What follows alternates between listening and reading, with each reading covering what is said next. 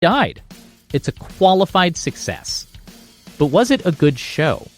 The first UFC was super violent. Half of the fighters went to the hospital, and the canvas was covered in blood.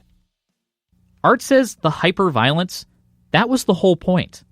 But other people are having a much harder time with it, like Bob Meyerowitz back in New York, and Kathy Kidd, who was working backstage. I've had a man's tooth go flying over my head. I put people in ambulances. What am I doing? And honest to God, I threw up. I'm in the bathroom. I threw up. I'm sick. I'm questioning myself.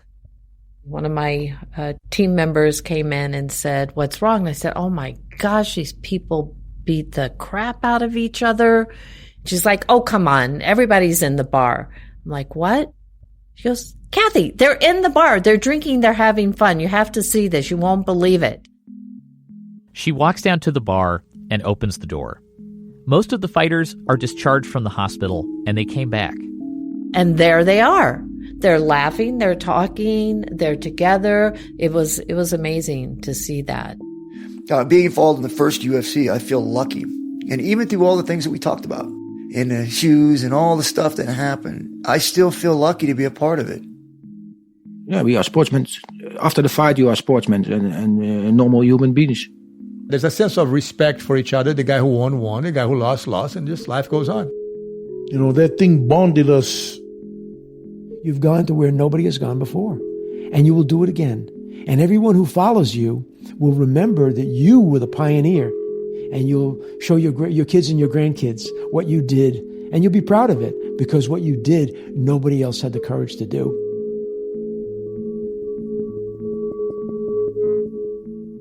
And Campbell and I bumped into each other finally, Campbell McLaren. And Campbell was already half drunk on single malt scotch. I had a cigar in my hand. I said, "What do you think?" He said, "This is going to be fucking huge." If they picked up 50,000 people on pay-per-view, that would be considered a big hit, totally beyond expectations. Turns out, they did 86,000. Everybody was startled. Suddenly now, people are calling me. "Hey, we saw that thing. I said, oh, didn't I call you 3 months ago? Maybe." Semaphore and Bob Meyerowitz are all in. The fighters start getting recognized. The biggest winners of all are the Gracies. Suddenly, Brazilian Jiu-Jitsu is on the map. Here's Dave Meltzer, a writer who's been covering the UFC since the beginning. It changed the whole martial arts world, the first, UFC and the first couple of UFCs because of this. And you used to have, every corner would have the karate studio. And it really switched because people wanted to study jiu-jitsu.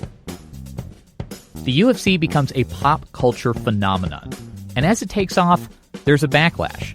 The New York Times publishes an article with the headline, "Death is cheap, maybe just $14.95. That's the cost of the UFC on pay-per-view. John McCain, senator from Arizona, tries to get it banned in all 50 states. And the sports press does not take it seriously.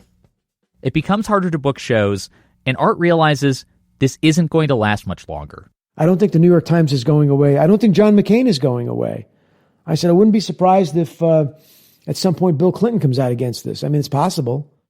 They try to make the UFC more mainstream to appease the boxing commissions and the politicians by adding rules and weight classes and time limits and judges.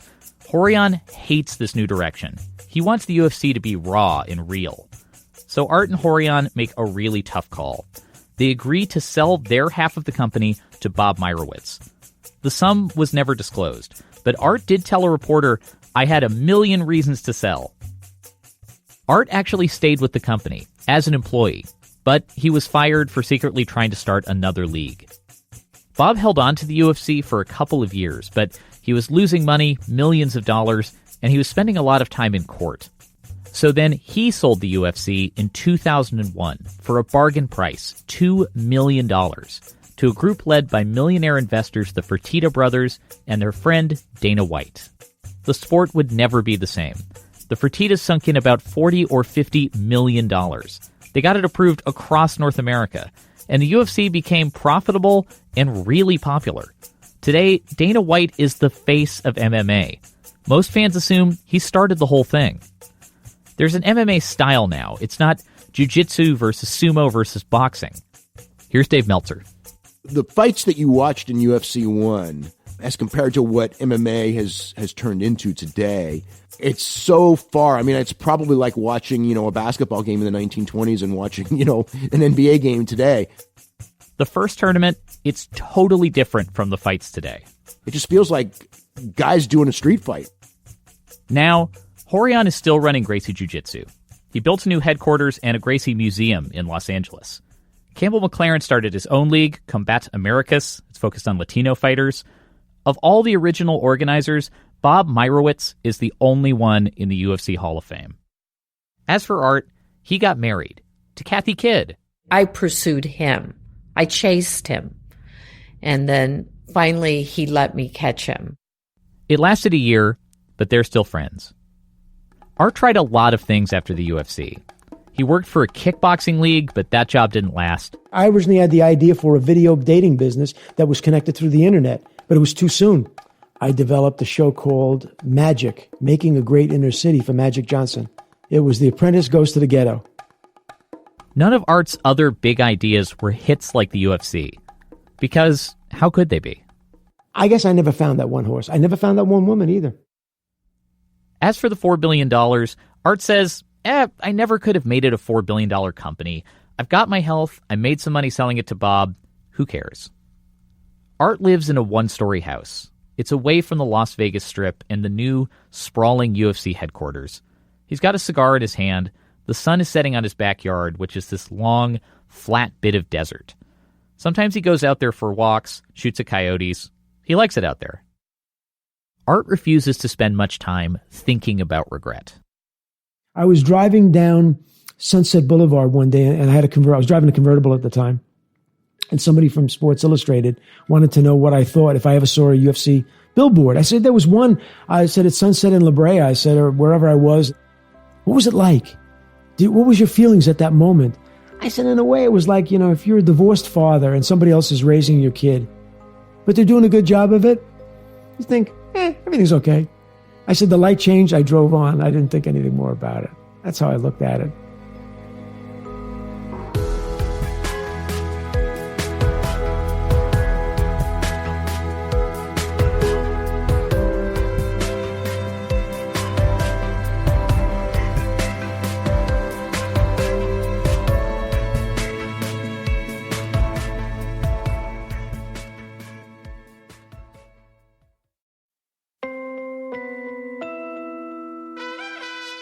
Thanks for listening to 30 for 30 Podcasts. My name is Jody Avirgan.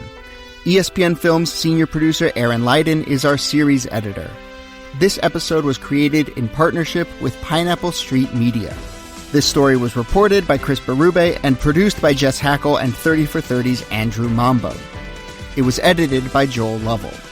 Taylor Barfield was the production assistant, archival research by Diane Hodson. The executive producers of Pineapple Street are Jenna Weiss-Berman and Max Linsky. Mixing for this episode by Ann Hepperman, original music by Chris Terry. The 30 for 30 podcast team also includes Kate McAuliffe, Vin DeAnton, Ryan Nantel, and producers Keith Romer and Julia Lowry Henderson. Connor Schell and Libby Geist are executive producers for ESPN Films. Adam Newhouse is director of development. The ESPN Films team includes Deirdre Fenton, Jenna Anthony, Catherine Sankey, Jennifer Thorpe, and Colin Fleming. The ESPN audio team includes Trog Keller, Tom Ricks, Megan Judge, Pete Giannassini, and Ryan Granner. Special thanks to Brett Okamoto, Ryan Ross Smith, Bill Superfoot Wallace, Alan Kelman, Rich Goins, Buzz Reifman, Jason DeLeon, Avery Truffleman, Henry Malofsky, and the whole team at Pineapple Street Media. Thanks to ESPN's Ryan Hurley, Ray Dinahan, RJ Santillo, Rodney Belizaire, Tony Chow, and Kate LaRue. Louise Argianis, Jason Heelig, and Jennifer Thorpe did archival research, and Roger Jackson provided fact-checking. Our theme music was composed by Rishikesh Hirway of Song Exploder. We're posting lots of extras on Twitter, Instagram, and Facebook, and you can sign up for the newsletter through our website, 30for30podcast.com. Be sure to subscribe to 30 for 30 Podcasts in the ESPN app or Apple Podcasts, and we'll be back next week with more 30 for 30.